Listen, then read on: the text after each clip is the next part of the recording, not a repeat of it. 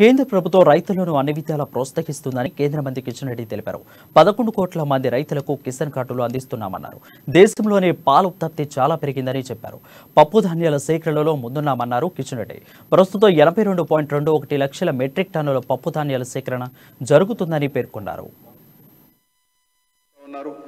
గుడ్లు, చేపలు, మాంసం దీంట్లో కూడా గణనీయమైనటువంటి పోల్ట్రీ కావచ్చు, ఫిషరీస్ కావచ్చు, గణనీయమైనటువంటి పద్ధతిలో ఉత్పత్తి పెరిగింది. గుడ్లు, చేపల్లో ఈరోజు ప్రపంచంలోని భారతదేశం 3వ స్థానంలో ఉన్న ఉత్పత్తిలో, మాంసం ఉత్పత్తిలో ఈరోజు 8వ స్థానంలో ఉన్నాం ప్రపంచంలో.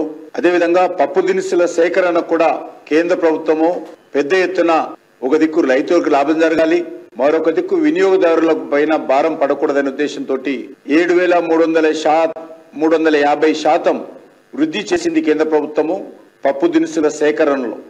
అదేవిధంగా వ్యవసాయ రంగానికి ఉపయోగించేటువంటి ఎరువుల విషయంలో కూడా గత సంవత్సరానికి ఈ సంవత్సరానికి చూస్తేనే ఎరువుల రాయితీ 500% పెరిగింది ఒక్క సంవత్సరంలో.